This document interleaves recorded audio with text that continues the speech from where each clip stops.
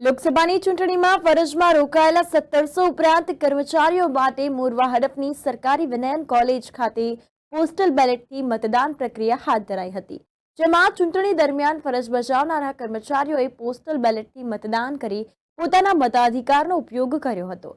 આગામી દિવસોમાં યોજાનાર લોકસભાની સામાન્ય ચૂંટણી 2024 અંતર્ગત પંચમહાલ લોકસભા બેઠકમાં સમાવિષ્ટ અલગ અલગ મતક્ષેત્રમાં ચૂંટણી દરમિયાન ફરજમાં રોકાયેલા પ્રેસાઇડિંગ ઓફિસરો તેમજ આસિસ્ટન્ટ પ્રેસાઇડિંગ ઓફિસર તથા પોલીસ સહિતના 1700 ઉપરાંત કર્મચારીઓ મતદાન કરવાનું ચૂકી ન જાય અને પોતાના મતાધિકારનો ઉપયોગ કરી શકે તે માટે ચૂંટણી તંત્ર દ્વારા પોસ્ટલ બેલેટથી મતદાન કરવા માટેની ખાસ વ્યવસ્થા કરવામાં આવી છે। ત્યારે આજરોજ પંચમહાલ જિલ્લાના મોરવા હડફમાં આવેલ સરકારી વિનયન અને વિજ્ઞાન કોલેજ ખાતે ચૂંટણી દરમિયાન ફરજમાં રોકાયેલ કર્મચારીઓ માટે પોસ્ટલ બેલેટથી મતદાન પ્રક્રિયા હાથ ધરાઈ હતી।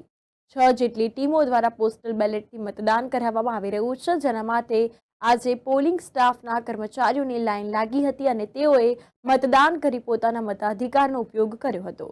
તો પોલિંગ સ્ટાફના પોસ્ટલ બેલેટ મતદાન બાદ 1/5/2024ના રોજ ચૂંટણી કામગીરીમાં જોતરાયેલા 350 જેટલા પોલીસ સ્ટાફ માટે પોસ્ટલ બેલેટથી મતદાન હાથ ધરાશે। સાથે સાથે 85 વર્ષથી વધુ ઉંમરના 112 સિનિયર સિટીઝન અને 29 જેટલા દિવ્યાંગ મતદારો ઘરે બેઠા મતદાન કરી શકે તે માટે ચૂંટણી તંત્ર દ્વારા સ્પેશિયલ વ્યવસ્થા કરવામાં આવી હતી। તેમાં 4 જેટલી ટીમો દ્વારા 125 મોરવા હડફ વિધાનસભાના વિવિધ ગામોમાં સિનિયર સિટીઝનોના ઘરે ઘરે જઈને ઘરે બેઠા પોસ્ટલ બેલેટથી મતદાન કરાવવામાં આવ્યું હતું।